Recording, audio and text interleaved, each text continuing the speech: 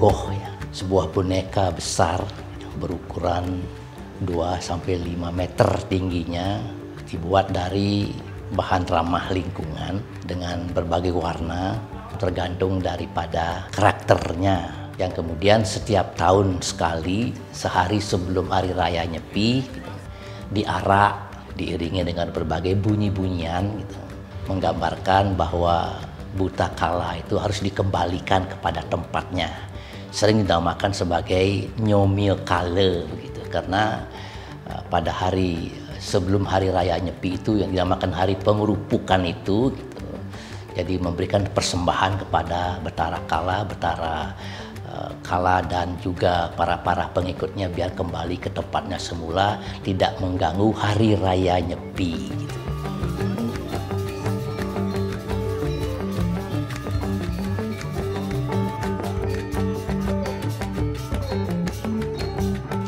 Hari pengerupukan itu pada siang harinya itu memang dimulai dengan sebuah upacara yang dinamakan Tawur Kesange. Jadi pada hari pengerupukan itu adalah hari transisi sesungguhnya.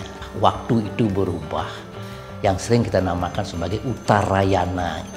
Jadi perpindahan matahari dari selatan Katulistiwa menuju utara.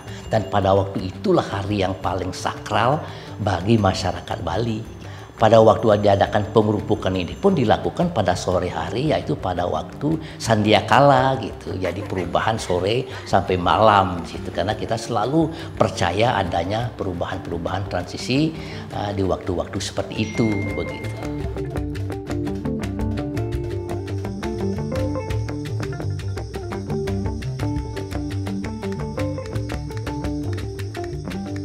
Barulah besoknya masyarakat Bali itu merayakan Tahun Baru Saka yang dinyamakan Nyepi atau Sipeng gitu. Dilaksanakan dengan berata penyepian gitu kan. Tidak boleh berkarya, tidak boleh makan, tidak boleh bermain-main, tidak boleh bersenang-senang gitu, tidak melakukan perjalanan dan sebagainya. Jadi pada waktu itu orang bersemedi di rumahnya, menenangkan pikiran ya untuk menyambut tahun yang baru itu. Gitu.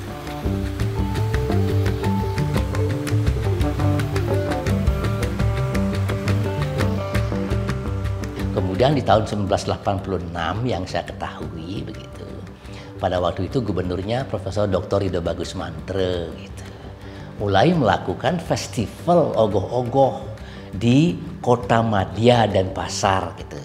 Dilombakan, dipawaikan dari Jalan Tamrin di Denpasar lewat Jalan Gajah Mada lalu sampai kepada perempatan itu Caturmuka.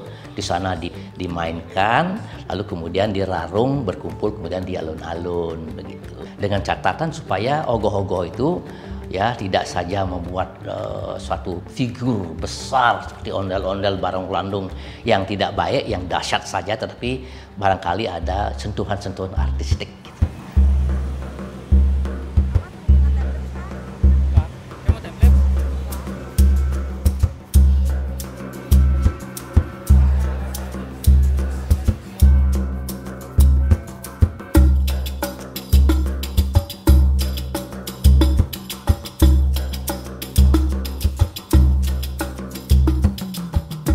Ogoh-ogoh itu ya memiliki energi yang kuat untuk anak muda mungkin ya. Kenapa saya bicara begitu? Karena saya juga nggak sadar tertarik. Awalnya suka melihat kakak-kakak di Banjar buat ogoh-ogoh, akhirnya sangat tertarik untuk ikut berpartisipasi di dalam kegiatan itu gitu. Jadi yang saya perhatikan itu keseruannya itu adalah gimana kita bisa bekerja sama dalam proses pembuatan ogoh-ogoh ini. Untuk satu tujuan yaitu ogoh-ogoh gitu. Di sana pun tidak ada orang yang terampil, tidak ada yang profesional, maksudnya yang expert di dalam pembuatan ogoh-ogoh itu. Kenapa? Karena ini bukan pekerjaan sehari-hari gitu. Kita nge-explore, mencoba apapun itu prosesnya, kita cari tahu sendiri, cari tahu bersama gitu di dalam proses pembuatannya itu. Jadi dimana dengan segala kekurangan, segala kelebihan kita bisa menyelesaikan bersama, itu serunya sebuah ogoh-ogoh.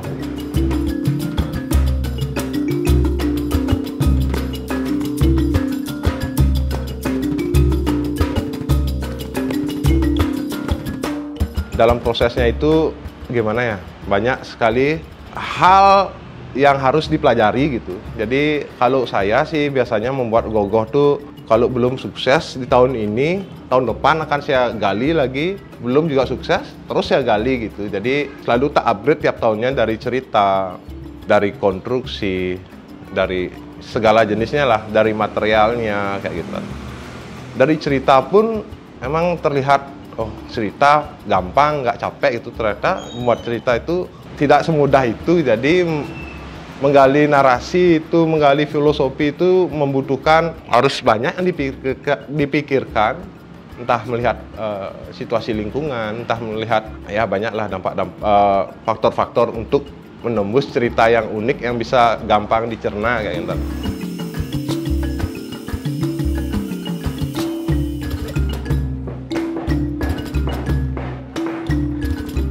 Krisis yang melanda anak-anak muda sekarang, nah itu yang saya pakai ide untuk melakukan tetap berjalan ogoh-ogoh ini gitu. Kenapa? Karena proses pembuatan ogoh-ogoh ini sangat menghidupkan UMKM, pedagang material, pedagang makanan, pedagang konveksi kah, biar bisa saling berkolaborasi lah antara si penggiat ogoh-ogoh dengan UMKM lokal gitu.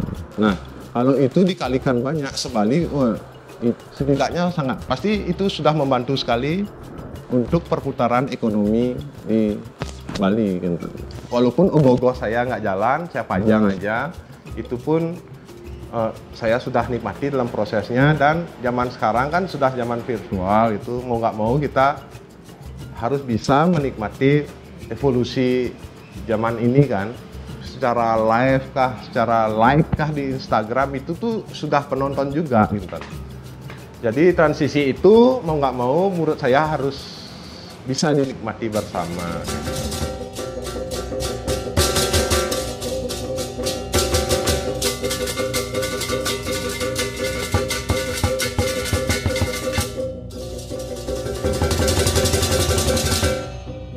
Oleh karena sekarang zamannya kita adalah zaman teknologi digital seperti itu ya. Jadi saya rasa perkembangan budaya ini mengadopsi perkembangan zaman. Tidak ada salahnya saya rasa, bahkan ini suatu kemajuan kalau ogoh-ogoh itu bisa mengadaptasikan teknologi yang makin canggih gitu.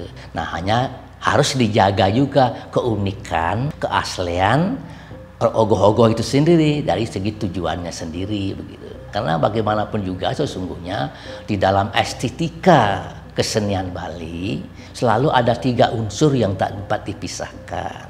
Unsur yang pertama adalah yang dinamakan siwam, ya, kesucian. Suci itu dipelihara, walaupun ini ogoh-ogoh untuk kepentingan Batara Kala dan sebagainya, unsur kesucian itu dipelihara.